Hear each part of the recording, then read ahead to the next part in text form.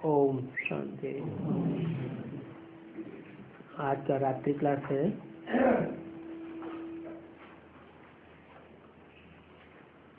2 जून 1968।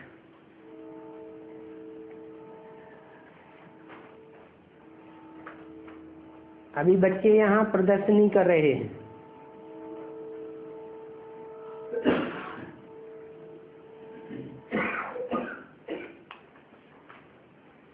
प्रदर्शनी में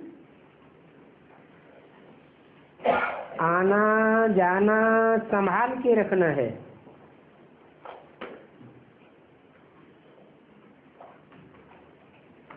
बच्चियों का आना जाना कम हो।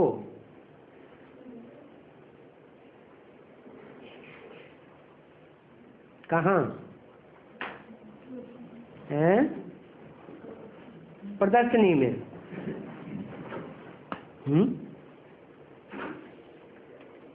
बच्चियों का आना जाना कम क्यों हो?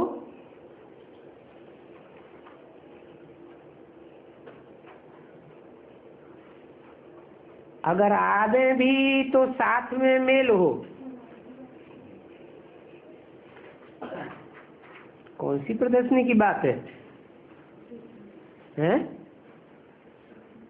जड़ प्रदर्शनी की बात है, वह चैतन्य प्रदर्शनी की बात है। क्यों? जड़ प्रदर्शनी में बच्चियां अकेली रहें?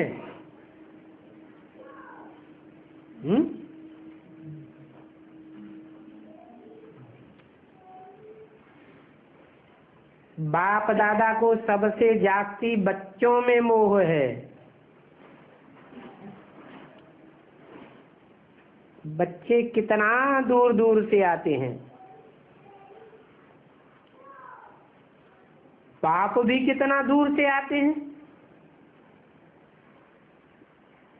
अपना परम धाम छोड़ करके इन बच्चियों की देख रेख करने आते हैं।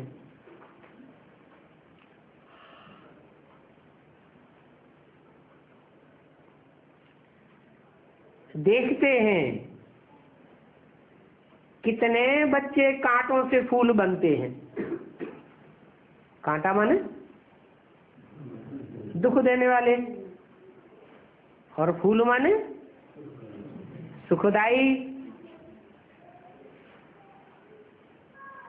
तो ऐसे फूल बनने वालों की जरूर बाप परवरिश करते रहते हैं।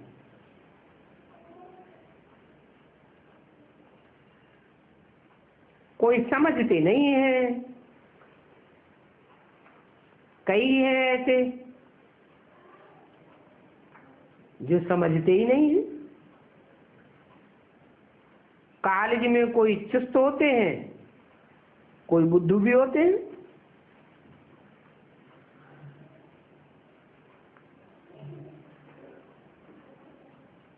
भैंस बुद्धि का भी नाम है ना। ये आयरन एज वर्ल्ड है ही भैंस बुद्धि। आयरन भी काला, भैंस भी काली, और बुद्धि भी काली बन गई। सभी काले ही काले हैं। गोया कुछ भी समझते नहीं हैं। जब ऐसी हालत हो जाती है तो बाप को आकर के समझाना पड़ता है।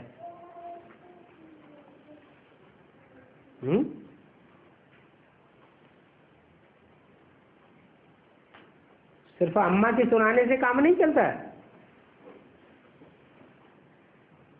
ब्रह्मा के तन से सुनाया, ब्रह्मा के कान ने पहले पहले सुना भी, औरों को भी समझाया कि सुनाया।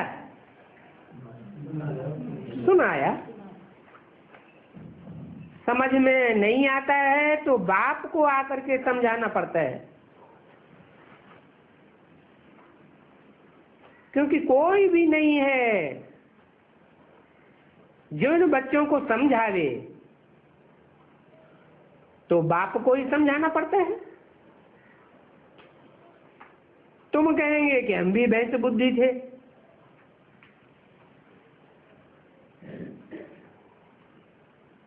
तुम तो समझते हो कि अच्छी रीति जो भी मनुष्य मात्र हैं वो सब हैं ही बंदर बुद्धि।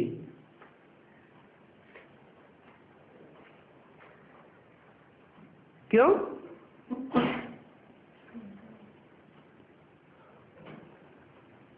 सभी मनुष्य मात्र को बंदर बुद्धि क्यों कह दिया?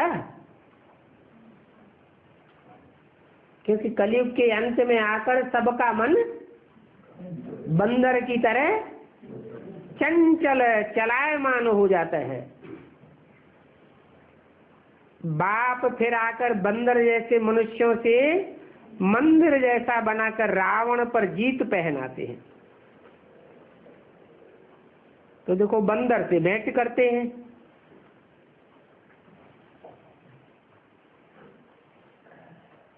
ऐप्स को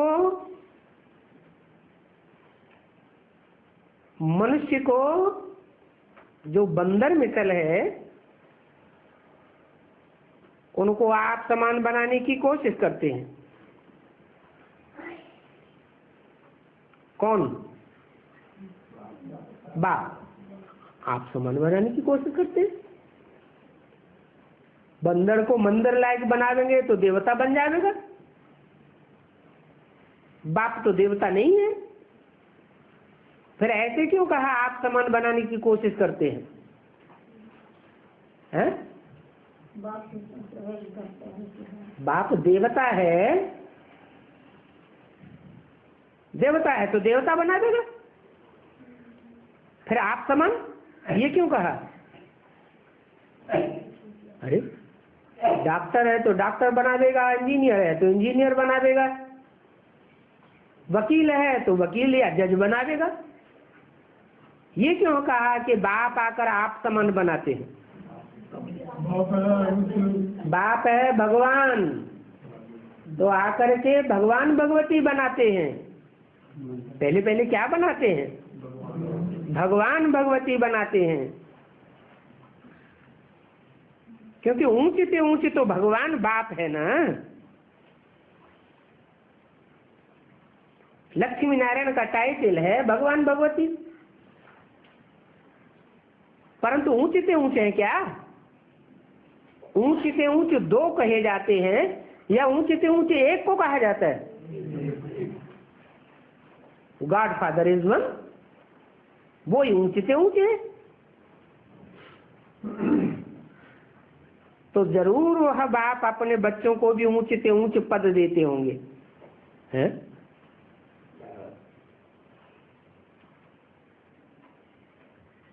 क्या पद हुआ ऊंचे से ऊंचे?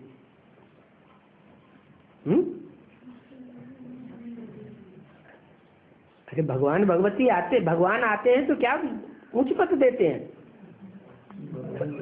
भगवान भगवती का टाइटल देते हैं, यही ऊंचे से ऊंचे पद है। उन भगवान भगवती को अपने बच्चे कह दिए, वो ही अपने बच्चे हैं, दूसरे कोई बच्चे नहीं है क्या? 500 करोड़ भगवान बाप के बच्चे नहीं है क्या?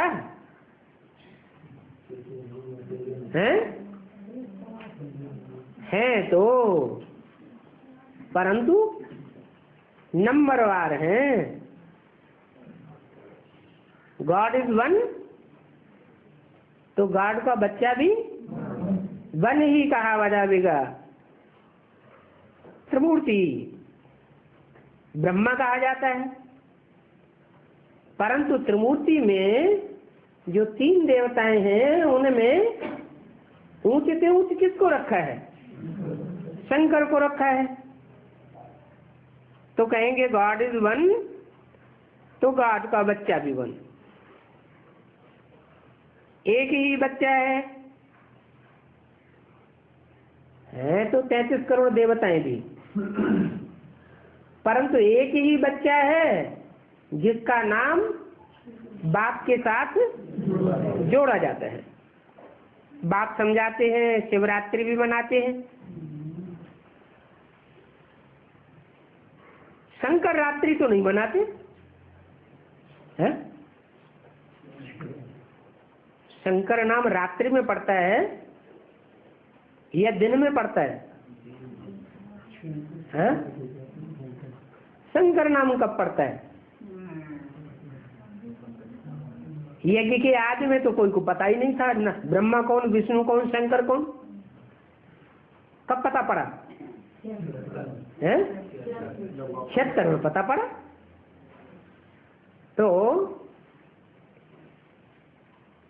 जब 76 में पता पड़ा तो पहले पहले किसको पता पड़ा है? 3 मूर्तियों के इकट्ठा पता पड़ता है या कोई एक बच्चा है जिसको पहले पता पड़ता है? हैं? यज्ञ के आदि में तो तीनों मूर्तियां थीं, ये तो साबित होता है। बाप आए और 3 मूर्तियां साथ होती हैं, परंतु तीनों मूर्तियों को कोई पहचानता नहीं है। 76 में बाप आते हैं तो पहले पहले समझानी किसको मिलती है? जो बाप का बड़ा बच्चा है वो पहले समझता है। दुनिया में भी जो भी राजाएं या राजाइयां हुई हैं उनमें राजाई बड़े बच्चे को मिलती रही या छोटों को भी? बड़े बच्चों को। क्यों? क्योंकि बड़ा बच्चा जो होता है वो लंबे समय की प्योरिटी की पावर से पैदाइश होती है, परंतु बड़े बच्चे का नाम शंकर है। शंकर नाम 76 में पूरा प्रत्यक्ष होता है या बाद में प्रत्यक्ष होता है? ये कैसे कहेंगे 76 में प्रत्यक्ष होता है? जिनको प्रत्यक्ष हुआ वो भी डूब गए,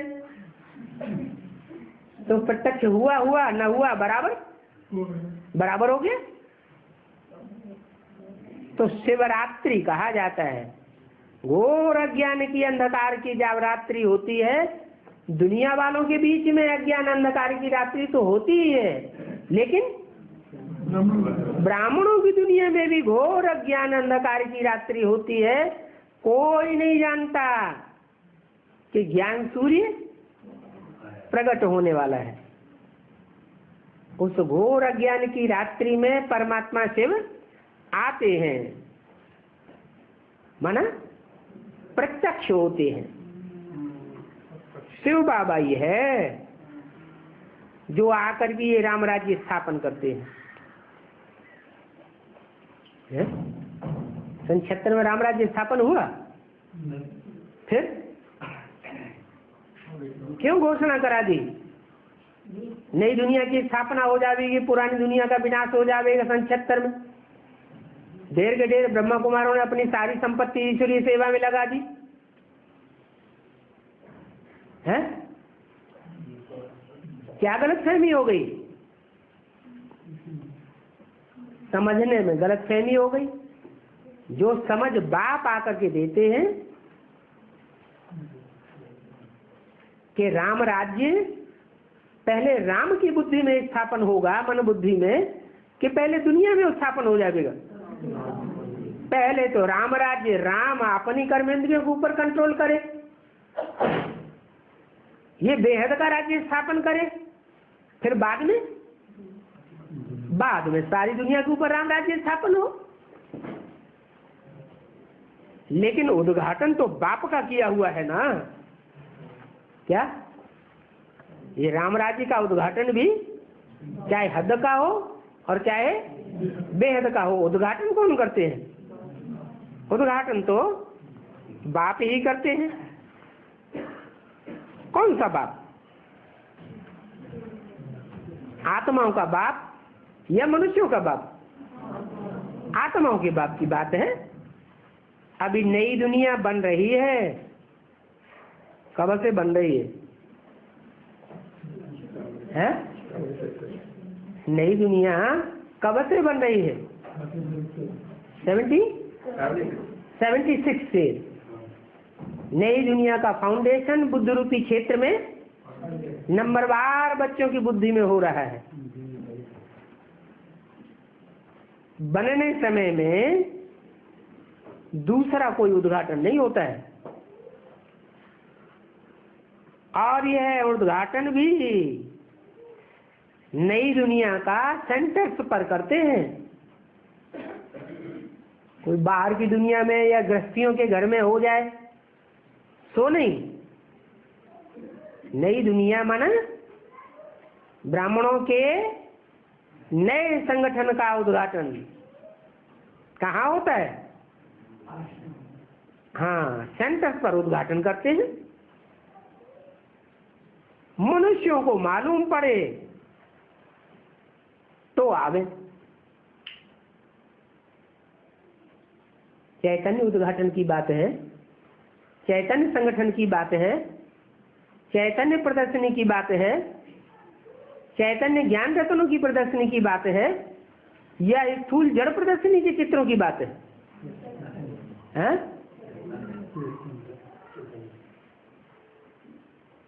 कोई चैतन्य चित्र ही प्रत्यक्ष होते हैं, और वो चित्र वो ही होंगे जो राम राज्य में फाउंडेशन डालने वाले सारी दुनिया के 4 बीज हैं। जैसे 4 मुख्य धर्म हैं, ऐसे 4 मुख्य धर्मों के 4 बीज भी हैं। देवता, इस्लामी, बौद्धि, क्रिश्चियन। उनको शास्त्रों में लिखा है ब्रह्मा के 4 मानस पुत्र पहले पैदा हुए, यहां से सृष्टि की शुरुआत हुई। नाम क्या दे दिया? सनत, सनातन, सनंदन, सनत कुमार। तो ज्ञान में जो बड़े थे सनत कुमार, ज्ञान के अनुसार तो वही बड़ा माना जाएगा। तो उनके नाम पर सनातन धर्म का नाम वाला हो जाता है। सनत कुमार को भी योगियों का ईश्वर कहा जाता है। कोई दूसरी आत्मा तो है नहीं, है वही शंकर की आत्मा। एक तरफ शंकर को भी योगीश्वर कहते हैं, और दूसरी तरफ है सनत कुमार को भी योगियों का ईश्वर कहते हैं। तो दो ईश्वर कैसे हो जाएंगे? तो दोनों एक ही हुए या अलग अलग हुए? एक ही का 2 नाम डाले हुए हैं। ये बातें मनुष्यों को मालूम पड़े तो आवे। बाकी उद्घाटन तो बाप ने कर दिया है। कब कर दिया? 76 में ये उद्घाटन तो बाप ने कर दिया। चढ़ने लिए तुम्हारे लिए लिफ्ट भी है, उतरने के लिए लिफ्ट नहीं है, हैं? उतरने के लिए तो धीरे धीरे उतरते हो, और चढ़ने के लिए जो लिफ्ट है वो तुम 1 सेकंड में नर से नारायण जैसे बन जाते हो। ये लिफ्ट है बहुत इजी। इस समय जीते जी सभी कब्र दाखिल हैं, मुर्दे बने पड़े हैं, तुम तो परिस्तानी बन रहे हो। परिस्तानी माना जहां ज्ञान की परियां ज्ञान योग के पंखों से उड़ान भरती रहती हैं, तो तुमको बहुत खुशी होती है। और खुशी किनको होती है? ज्यादा खुशी किनको होती है? जितना जो समझा सकते हैं उनको उतनी खुशी जरूर होगी। क्या खुशी किस बात से होती है? सेवा करने से। ईश्वरीय सेवा करना माना खुशी प्राप्त होना। कौन सी खुशी? नहीं, अतीन्द्रिय सुख तो अंत समय का गायन है। ईश्वरीय सेवा करते हैं तो सेवा का मेवा मिलता है। किससे? बाप से। ऑटोमेटिक बाप उनकी खुशी का इजाफा कर देते हैं। परंतु बाप जो सच्चाई सुनाते हैं वो सच्ची बातें सुनकर आवेंगे कौन?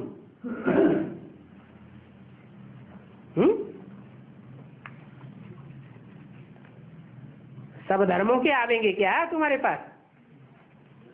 हैं? कौन आवेंगे? जो इस धर्म के होंगे वो ही तुम्हारे पास आवेंगे। और इस देवता धर्म के ढेर हैं। जो कन्वर्ट हो गए होंगे वो भी निकल आवेंगे। कितने हैं?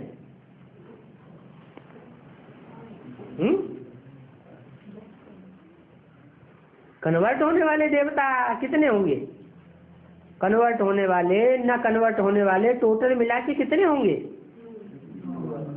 है?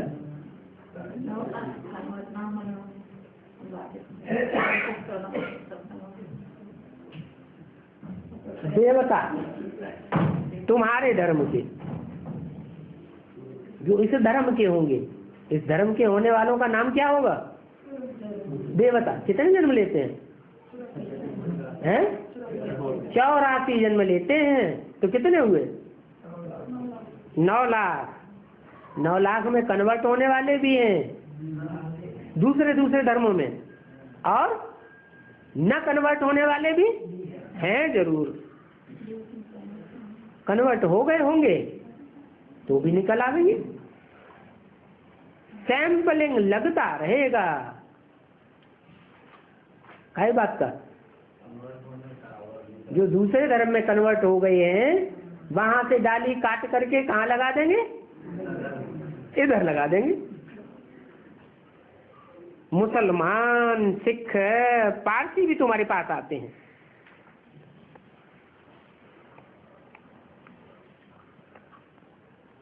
तुम सारे विश्व को पवित्र बना करके राज्य ले लेते हो।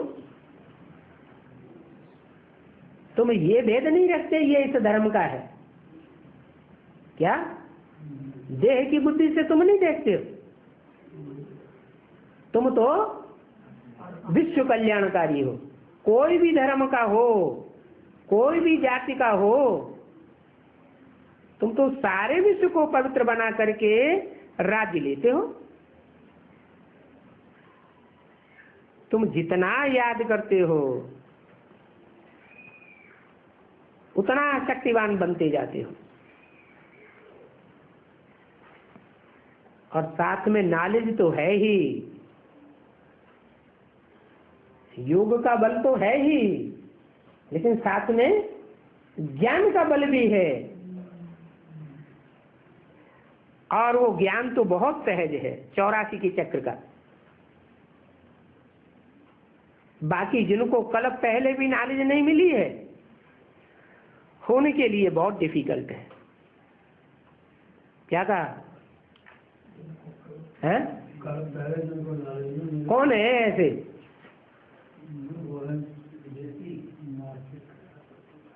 ब्राह्मणों में है, बाहर की दुनिया में? ब्राह्मणों की दुनिया में ही ऐसे हैं जिनको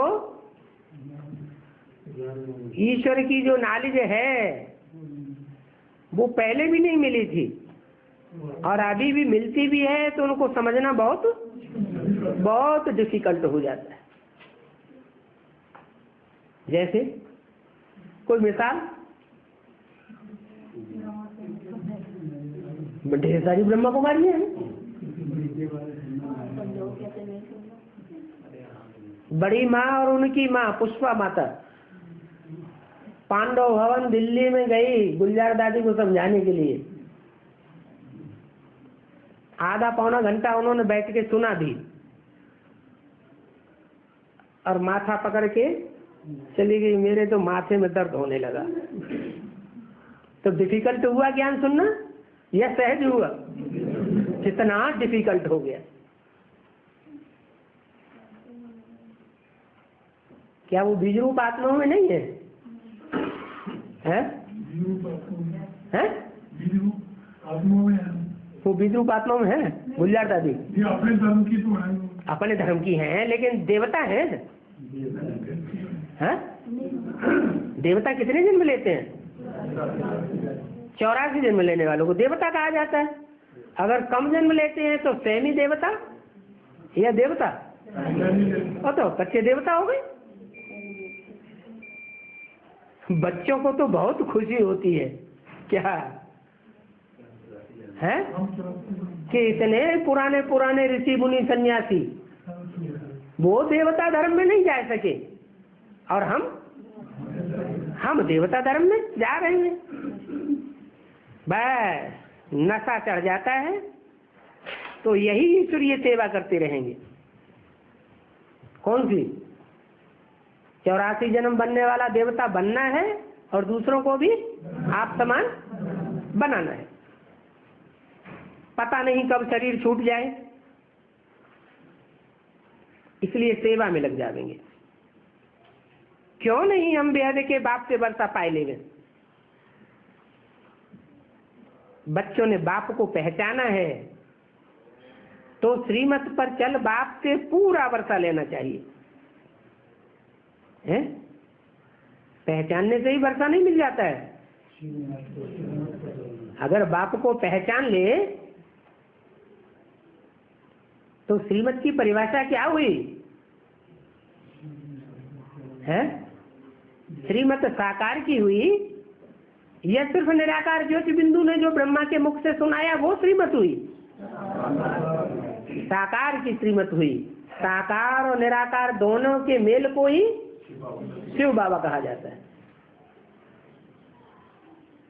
ब्रह्मा के तन में आया उसको शिव बाबा कहेंगे या नहीं कहेंगे? क्यों नहीं कहेंगे? निराकार भी था, साकार भी था। वो माता का पार्ट था, वयोवृद्ध तन के द्वारा पार्ट बजाया, इसलिए ब्रह्मा बाबा कहेंगे, शिव बाबा नहीं कह सकते। तो श्रीमत पर पूरा चले तो वर्षा कितना ऊंचा मिले। कई कई बहुत अच्छे अच्छे शरीर छोड़ करके चले जाते हैं।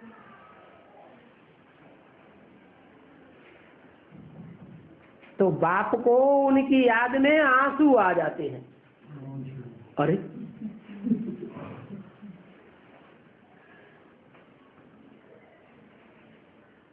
बड़ा ही अच्छा बच्चा था। अगर गहराई में जाकर ख्याल करें तो सबसे अच्छा बच्चा कौन है? क्या नाम दे? सबसे अच्छे बच्चे किसे कहे? कौन? ये लक्ष्मी नारायण।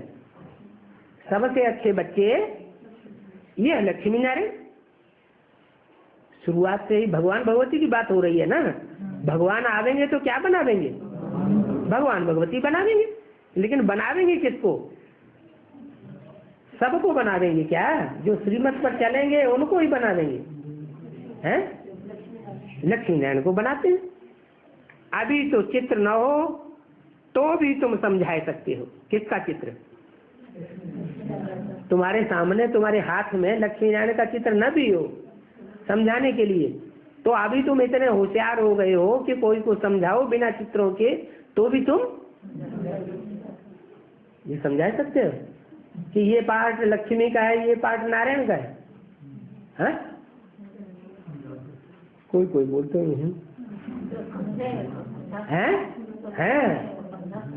फलक से बोलना चाहिए। हमने समझा है तो हम क्यों नहीं दूसरों को समझा सकते? हमने पहचाना है तो हम दूसरों को पहचान क्यों नहीं दे सकते? मुख्य बात याद की है क्या?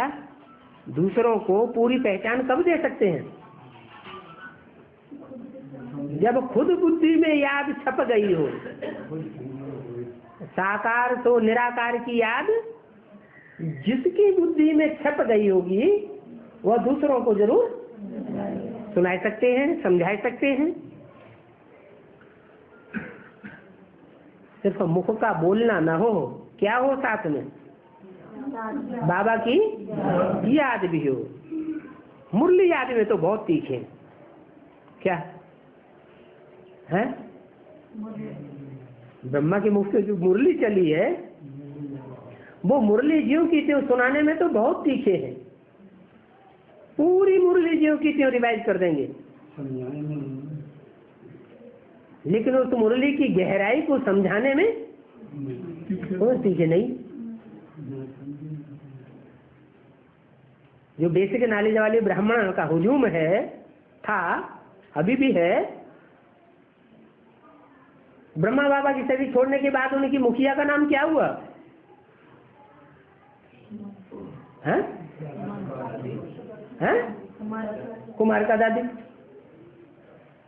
वो मुरली को ज्यों का त्यों सुना देती थी, इतनी ताकत थी।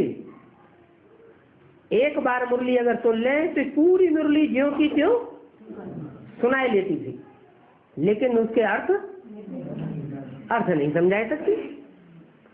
तो देखो, मुरली आदि सुनाने में बहुत तीखे हैं, परंतु वो याद की यात्रा, वो अवस्था बड़ी मुश्किल है। बाप कहते हैं रोज का चार्ट रखो तो तुमको मालूम पड़ेगा अपनी अवस्था का। परंतु थोड़े बच्चे हैं जो चार्ट रखते हैं, अवस्था की पहचान रखते हैं, फिर बाबा समझते हैं ये तो ड्रामा अनुसार होना है। प्रदर्शनी में कोई हड्डी रीति समझा सकेंगे? सुनने वाले कहेंगे ये तो बहुत अच्छा है, ये ज्ञान समझने लायक है। फिर जितना पढ़ेंगे उतना ऊंची पद पाएंगे, नंबरवार स्वर्ग के मालिक बनेंगे। अभी तो कोई भी कह देते हैं हम भारत के मालिक हैं। क्या? कोई भी कहेंगे हम भारत के मालिक हैं। प्रजा के ऊपर प्रजा का राज्य है ना, ये पंचायती राज्य है। जहां तहां देखो, दुनिया में कहीं भी देखो, प्रजा के ऊपर प्रजा का राज्य लगा पड़ा है। उनको अपने धर्म का पता ही नहीं है। ऐसे तो बहुत हैं जो अपने धर्म को ही नहीं जानते, न धर्म को जानते हैं न धर्म पिता को जानते हैं। जब धर्म पिता को ही नहीं जानते तो कौन से राज्य को श्रेष्ठ समझेंगे? प्रजा के ऊपर प्रजा के राज्य को श्रेष्ठ कहेंगे, या बाप ने जो राजयोग सिखाया है, राजा बनाया है, राजाई स्थापन की है, वो राजाओं का राज्य श्रेष्ठ समझेंगे? प्रजा के ऊपर प्रजा के राज्य को श्रेष्ठ समझते हैं, क्योंकि उनको अपने धर्म का पता ही नहीं है। कोई अपने ख्याल का, कोई अपने ख्याल का समझते हैं। जो गुरु कहे हम वो ही करेंगे। तो फिर जब गुरु कहे वो ही करेंगे तो तुम मिनिस्टर क्यों बने बैठे हो? कुर्सी पे किसको बैठा दो? और गुरु को ही बैठा दो। हैं? गुरु नहीं जानते, लेकिन वो तो मानते हैं कि जो गुरु कहेंगे सो सच्चा है। सच्चे को मानते हैं, गुरु को फॉलो करते हैं ना। हैं? तो फिर गुरु को ही बैठा दो ना गद्दी पर, उसको मिनिस्टर बना दो। ये सभी ड्रामा में नूंद है। तुम बच्चे इस ड्रामा की ग्लानि नहीं करते हो, तुम तो बतलाते हो कि देखो ड्रामा में कब कब कैसे कैसे मनुष्य होते हैं। ये खेल बिल्कुल अच्छा बना हुआ है, परंतु अपने पर जीत पाने के लिए पुरुषार्थ करना पड़ता है। बाप कहते हैं इस माया से खबरदार रहो। बाप को कभी भी भूले चूके छोड़ना नहीं। अगर एक बार पहचाना तो बाप कहते हैं ये काम महाशत्रु है। छुड़ाने का मुख्य काम कौन सा विकार करता है? ये काम विकार। इस विकार को जीतने से तो स्वर्ग के मालिक बन जाएंगे। जो पुरुषार्थ करेंगे वो ही स्वर्ग का मालिक बनकर के ऊंच पद पावेंगे। अगर स्वर्ग न देखा, क्या कहा, जो राज्य बाप ने स्थापन किया वो राज्य नहीं पाया तो फिर मनुष्य किस काम का बना? ब्रह्मा बाबा कोई काम के नहीं है? अरे ब्रह्मा सरस्वती कोई काम के हुए कि नहीं हुए? क्यों है? स्वर्ग न देखा और न स्वर्ग देखा ही नहीं तो पाएंगे कैसे? अच्छा, मीठे मीठे सिकीले बच्चों को रूहानी बाप व दादा का याद प्यार गुड नाइट। मीठे मीठे रूहानी बच्चों को रूहानी बाप का नमस्ते। आज 5 तारीख हो गई। एक छोटा सा क्लास है अननोन,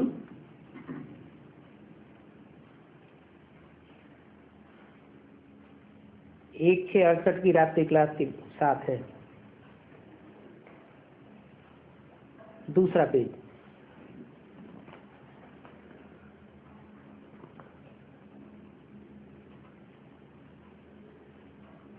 बाप समझाते हैं सत्युग में तो सुख ही सुख है। सोजरा ही सोजरा है। क्यों? सोजरे का और अंधेरे का कारण क्या होता है? हैं? अच्छा, ज्ञान न सही ज्ञान, एक स्थूल बात बताओ पहले। सत्युग में सोजरा ही सोजरा क्यों होता है? रात क्यों नहीं होती? हाँ, वहां चंद्रमा का अस्तित्व होता ही नहीं। ब्रह्मा रूपी चंद्रमा वहां होगा ही नहीं। ज्ञान सूर्य ही ज्ञान सूर्य होगा।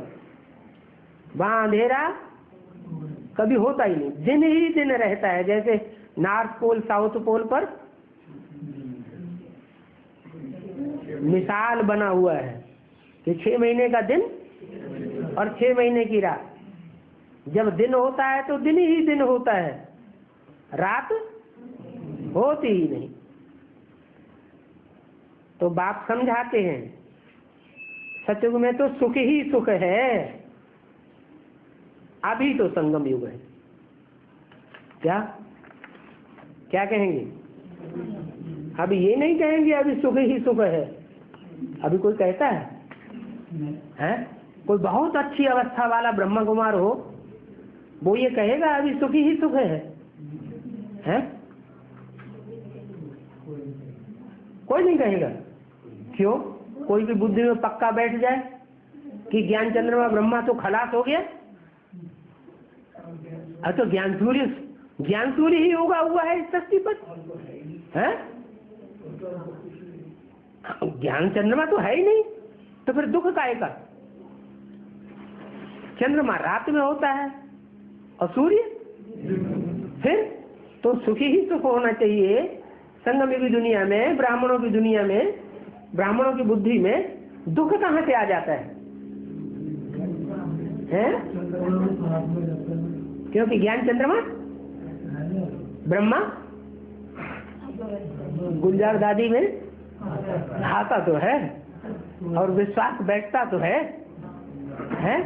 कि दिव्य गुणों वाली आत्मा अगर इस दुनिया में कोई है तो एक ही दिखाई देती है, और बाकी ज्ञान सूर्य भी अगर आया हुआ है तो प्रैक्टिकल में कभी दिखाई देता है और कभी दिखाई नहीं देता। तो अभी संगम युग है।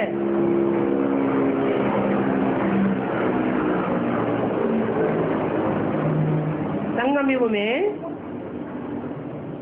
ऐसा भी टाइम आएगा कि अचानक मौत ही मौत होने लग पड़ेगी। क्या? कौन सी मौत? हद की कि बेहद की? हद की भी मौतें होंगी और बेहद की अनिश्चय बुद्धि भी बन पड़ेंगे। कोई से छुट्टी भी नहीं ले सकेंगे। एक सेकंड में अनिश्चय बुद्धि मृत्यु। पीनी आदि कुछ भी पहन नहीं सकेंगे। बुद्धि भी ऐसा कहती है। हम सभी बाप के बच्चे पाठधारी हैं। पिछाड़ी में विनाश जरूर होना है। क्या?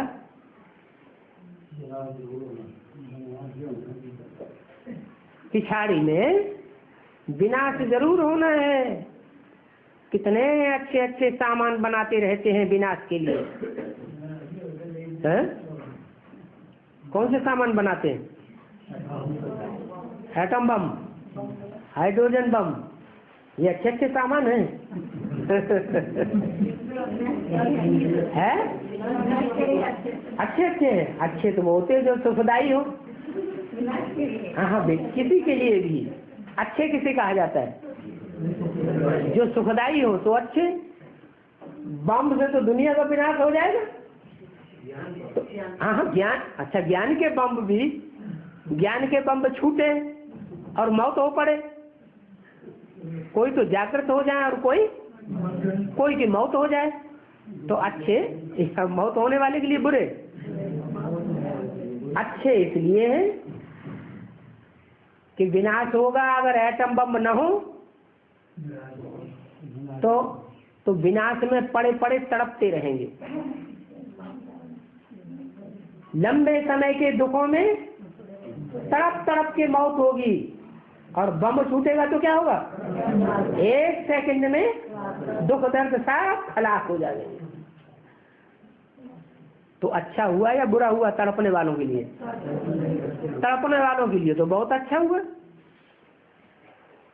अच्छे अच्छे सामान बनाते रहते हैं जो कोई को कुछ भी तकलीफ न हो। बहुत सुखाला मौत हो जाता है। किनका? एटम बम की मार से मरने वालों का।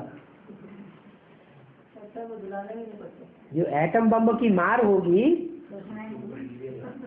उससे जो खास विनाश होगा विदेशों में होगा या भारत में होगा? विदेशों में वो मार होगी। भारतवासी तो बहुत दुख भोगते हैं। ऐसा कड़ा विनाश है यहाँ का। विदेश में जो विनाश होगा फाइनल, दुनिया के विनाश के साथ साथ वो तो एटम बम फटे, भूकंप हुआ और फटाक से शरीर छोड़ा, सुखाला मौत हो जाता है।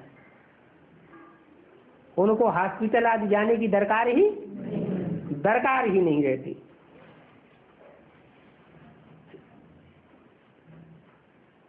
जैसे 21 जन्म तुम बच्चों को कोई हॉस्पिटल नहीं होगा, वहां कोई सर्जन के सामने नहीं जाना पड़ेगा, न वहां बैरिस्टर होगा,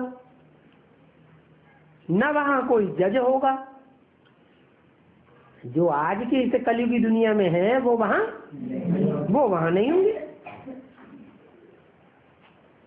संगमयुगी ब्राह्मणों की दुनिया में जो धर्मराज होगा वो भी तो दुखदाई होता है, हैं? सजा देता है ना। वो भी नई दुनिया में नहीं होगा। बच्चों को खुशी भी देते हैं तो धैर्य भी देते हैं। साहूकारों के लिए तो यहाँ ही स्वर्ग है। उनके लिए स्वर्ग है ही, तो बाप उनको कोई धैर्य भी नहीं देते। यहाँ तो बाप के पास राजाई का हकदार गरीब ही बनते हैं?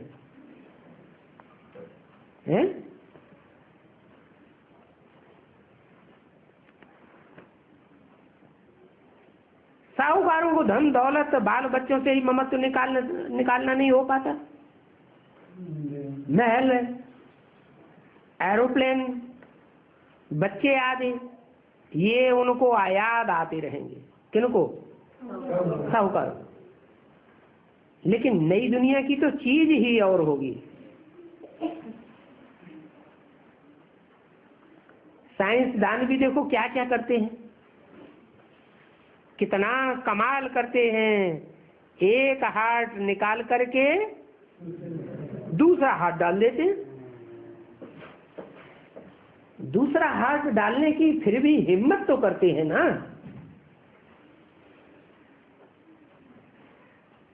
दूसरा हाथ डाल देते हैं तो क्या जिंदगी बनी रहती है? कितना चल जाता है? 5-6 मास फिर मनुष्य जी पड़ता है, चल पड़ता है, क्योंकि आर्टिफिशियल चीज है ना। क्या जो हार्ट दूसरा डाला वो आर्टिफिशियल है ना। तो ये दुनिया भी कैसी है? आर्टिफिशियल है, माया का पाम्पेंड शो है। मायावी स्वर्ग है। ये लंबे समय तक ये स्वर्ग कोई साहूकार के पास चलने वाला नहीं है। पहले तो भारत सचखंड था, पुराना को झूठ खंड कहा जाता है। वहां सतयुग में तो सभी कुछ नया ही होता है। यहाँ तो इस दुनिया में तुम्हारा कोई भी धंधा धोरी, कोई भी दुनियावी काम झूठ के बगैर चल ही नहीं सकता। कोई के पास ऐसा धंधा है जो सच्चाई से पूरा धंधा करता हो? लौकिक धंधे में झूठ न बोलता हो? कोई का धंधा ऐसा है? यहाँ तो झूठ बगैर नहीं चल सकता। कोई बहुत थोड़े हैं इस दुनिया में भी जो सच पर ही चलते हैं। बच्चों के लिए भी गायन है, अतीन्द्रिय सुख पूछो तो गोप गोपियों से पूछो। बाप ज्ञान का सागर है, पवित्रता का सागर है। कहते हैं बच्चों अभी मैं आया हुआ हूं, अभी तुमको पवित्र बनना ही पड़ेगा। क्या है? बनना ही पड़ेगा, कंपल्सन है, पवित्र बनने की मजबूरी है। तुम आए हो ये लक्ष्मी नारायण बनने के लिए, ऐसी राजाई तुमसे कोई छीन न सके। और ड्रामा इसके लिए बना बनाया है, इसमें ईश्वर की कृपा की बात नहीं है। ईश्वर को तो आना ही है बच्चों को पढ़ाने के लिए, और कल्प कल्प ऐसी पढ़ाई पढ़ाते हैं। और पावन बनना भी इस पढ़ाई का एक अंग है। क्या? कौन सा अंग है? पावन बनना भी इस ईश्वरीय पढ़ाई का एक अंग है। कौन सा अंग? अरे कितने सब्जेक्ट हैं? 4, ज्ञान, योग, धारणा और सेवा। उनमें से कौन सा सब्जेक्ट का अंग है? धारणा में अगर मुख्य धारणा पवित्रता की धारणा नहीं हुई तो स्वर्ग में नहीं जा सकेगा। अभी तुम भी एक्टर्स हो, अभी ये नाटक पूरा होता है। ये एक ही खेल है, सांवरे से गोरा बनते हैं। ये संगम युग है कल्प का। क्या? 2 युगों के बीच का संगम नहीं है, कल्प कल्प के बीच का संगम है। इस पढ़ाई से तुमको कितना सुख मिलता है। कहाँ है? हाँ, ऐसे नहीं, कितना सुख। ये कोई सतयुग में मिलेगा? इतना अपार सुख तुमको सतयुग में नहीं मिलेगा। कहाँ मिलेगा? संगम पर ही इतना अपार सुख तुमको इस पढ़ाई से मिलता है। क्योंकि सतयुग में तो पढ़ाई होगी नहीं, तो पढ़ाई से सुख मिलने की बात ही नहीं। तो तुमको पूरा टेंशन देना है। रहना भी अपने घर में। क्या?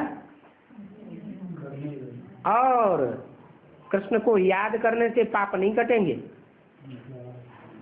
क्या? ये भी पक्का कर लो। कृष्ण रचना है? रचयिता ऊंचा है या रचना ऊंची? रचयिता को याद करेंगे तो तुमको पाप कटने की गारंटी है। वो भी मूल रचयिता चाहिए।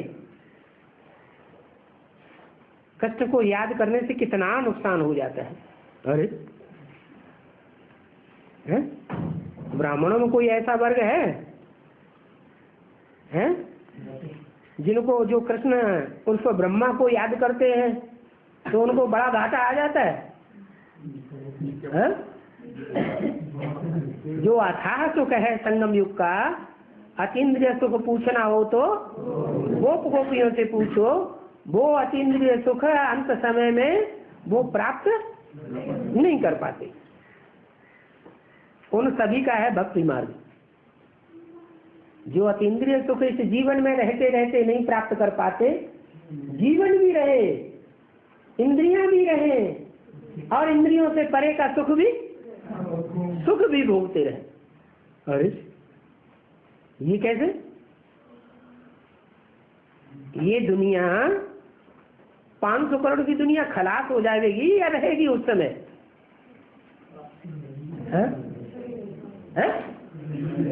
दुनिया तो रहेगी।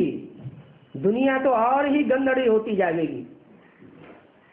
शरीर सड़ते जाएंगे तो इंद्रियां भी सड़ती जाएंगी।